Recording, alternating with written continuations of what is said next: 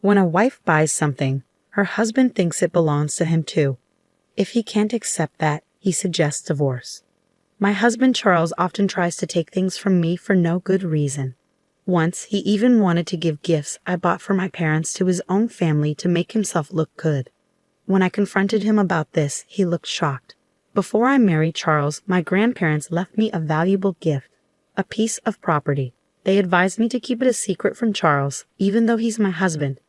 They said I should keep quiet about having a source of income and enough money to live comfortably. I felt a bit sorry for Charles, but I chose to follow my grandparents' advice. After my grandfather, who had always taken care of me, passed away, I carried on with my life with Charles. Then, something happened.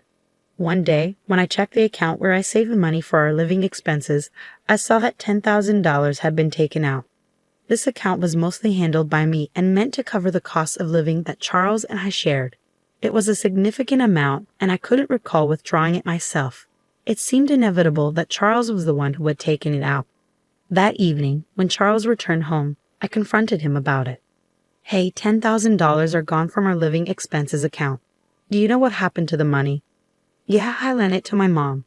She was in some trouble," he replied casually, confirming that Charles had indeed lent the money to my mother-in-law, Lisa. "And you didn't think to inform me beforehand?" "It's all right, though. It's money I earned, so it's not a big deal. We have savings, so losing that amount won't hurt us. If Lisa needed help, I understand why you did it, but it would have been nice to hear about it from you first. After all, the account is for both of us. If it had been his own personal account from when he was single, it would have been acceptable, but withdrawing a large sum from our joint account without discussing it was a bit too much." When I sighed heavily at Charles's selfishness, he frowned and gave me an irritated look. Fine. I'll tell you next time." Charles dismissed me, clearly annoyed, and quickly walked away to the bathroom. I felt uneasy about the situation. He hadn't acted like this when we first got married. He used to listen to me sincerely. Is this how relationships change over time? A few days later, I had no choice but to visit my in-laws' house to deliver a package that had been mistakenly delivered to our address. "Oh, Megan, thanks for making the trip all the way here. Why don't you come inside since you've come all this way?" I had planned to just drop off the package at the door, but I couldn't refuse my parents-in-law's invitation, so I ended up in their living room, having tea. While there, I couldn't help but notice various luxurious items, expensive cosmetics, glamorous clothes, health products. Oh my, our wonderful son gave these to me as gifts. Since there was $10,000 in the bank account anyway, it seemed natural to spend it this way. However, knowing that Lisa needed money and Charles had lent her that exact amount, I couldn't shake the uneasy feeling that all of it had been spent on her luxury items. As I quietly sipped my tea, not able to muster a smile, my in-laws' cheerful expressions faded, replaced by a look of concern that seemed almost threatening. "Our son is so kind and thoughtful, showering me with gifts. But what about you? Are you being a good wife to him? There's something suspicious going on." "We've heard things, my father-in-law said, his tone implying accusation. "He's always blamed by you for spending money on me," my mother-in-law chimed in. Now it all makes sense. They looked at me with apprehension, as if Charles had painted himself as a victim for doing something generous. I started feeling increasingly weary of both my in-laws and my husband. I never expected to be treated so poorly and overlooked like this. Finally, the idea of divorce began to take shape in my mind. I thought that if I left him, I could go back to my parents' home and use the savings from my passive income to help rebuild their lives. My parents' home is a 2-story house that was built over 30 years ago, before my brother was born. It used to accommodate our family of 5, but after my brother and I moved out, it became too large and difficult for my parents, who have trouble with their legs despite some modifications like ramps and handrails. A smaller single-story house would be much more suitable and comfortable for them. I immediately called my parents to discuss my plan to divorce Charles and rebuild their home. Surprisingly, they weren't shocked by the divorce news and were thrilled about the idea of renovating their house. Over the phone, they eagerly listened to my plans. "I'm so grateful that you're thinking of renovating it for us." "Thank you. Even if we won't live there long, it's okay because you can inherit the house as it was built using your own earnings." "All right then, I'll start preparing and planning it step by step." "Don't worry, take it easy." My dad and mom's reassuring words lifted my spirits. So I began the process of renovating my parents' house, waiting to hear back from the construction company when suddenly Charles confronted me. How could you use our savings to build a house without consulting me? Sitting across from each other at the living room table, Charles slammed his fist down and yelled at me, completely disregarding my feelings. Well, my parents will be living in the new house. No, that's not possible because it was built specifically for my parents. You used our joint funds to build it, so my parents have a right to live there. Are you expecting 4 people to squeeze into that small one-story house? Shut up. Just hand over the house to me, Charles yelled, banging the table loudly. I knew if I didn't mention my passive income, things would escalate even further. So I made up my mind to come clean. Actually, I have passive income. I've actually been saving from the real estate my grandparents left me as a gift. I've used that passive income to pay for the house, so none of our shared money was used. As I admitted this, feeling guilty for breaking my promise to my grandparents, Charles in front of me shook his shoulders and began banging the table even harder. What kind of wife hides her income? You're playing with my money and hiding yours like this. As his anger flared and his face turned red, I realized why my grandparents had advised me to keep my passive income secret. Perhaps they already knew what kind of person Charles was. I'll take the house as part of the divorce settlement. And remember, the house you built as my wife is also mine. I'm the head of this family, and if you defy me, I'll divorce you. I felt nothing but despair at Charles's demands and was thoroughly fed up with him. How could I have lived with someone like him without knowing who he truly was? I had planned to use my passive income when we might no longer rely solely on Charles's earnings. It was meant as a safety net in case I couldn't work due to injury or illness. I had intended to save it to sustain our life together and share it with Charles when the time was right. But now, I have no intention of spending that money on him anymore. Feel free to take it. I stood up, leaving the table and the house. I couldn't bear to be near Charles any longer.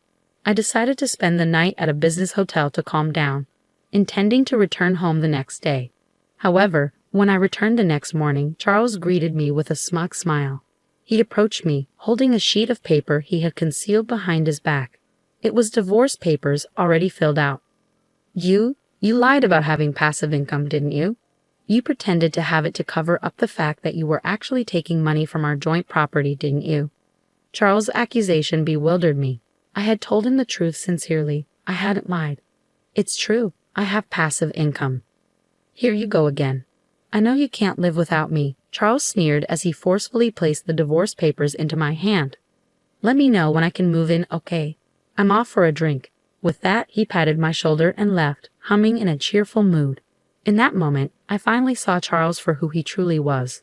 He hadn't changed. He had always looked down on me since the beginning of our marriage. He never truly considered my feelings.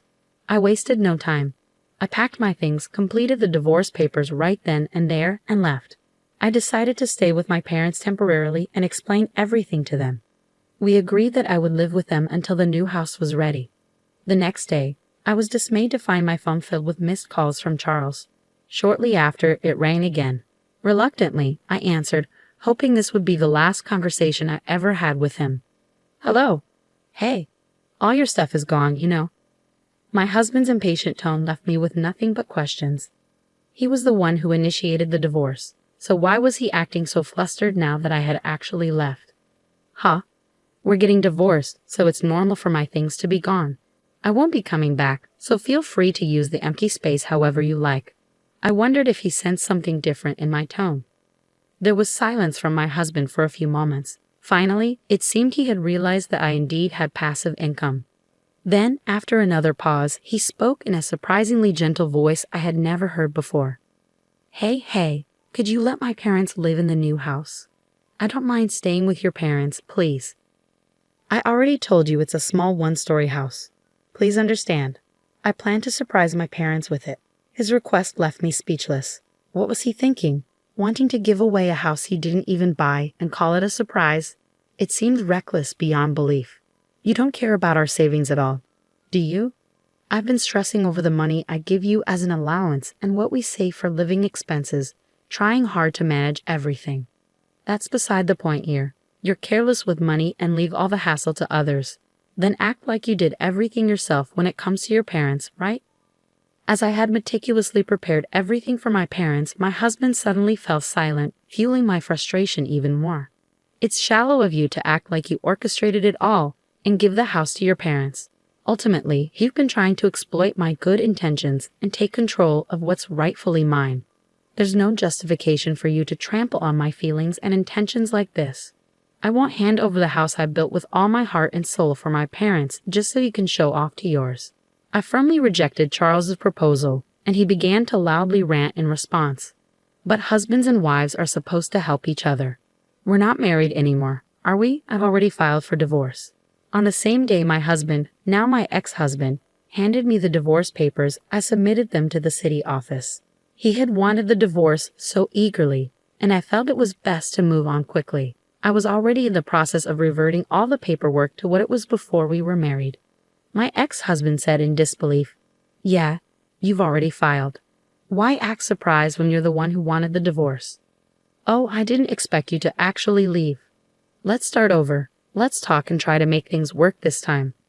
How could he suggest such a thing now? This is a man who used our savings for his own mother, threatened divorce, and mocked me until the very end. I had no desire to reconcile with someone like him. "No, thank you.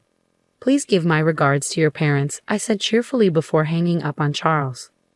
The next day, I continued to receive voicemails and messages from him, insisting we could start over and professing his love. But I sensed his motives were only about my property and wealth. To sever all ties, I promptly blocked him and his family from contacting me. Meanwhile, the new house was completed, and my parents and I moved in, enjoying our newfound comfort. Later, I met a mutual friend who knew Charles as well. I explained that we had divorced. My friend expressed sympathy and shared what had been happening with Charles and his family. Firstly, my ex-husband abruptly submitted his resignation letter at work, claiming he no longer needed to work hard because he had acquired real estate. He then disappeared, making himself unreachable to his colleagues. However, the next day, he apparently tried to retract his resignation. His bosses understandably reprimanded him for vanishing without notice and the disruption caused by his sudden resignation letter.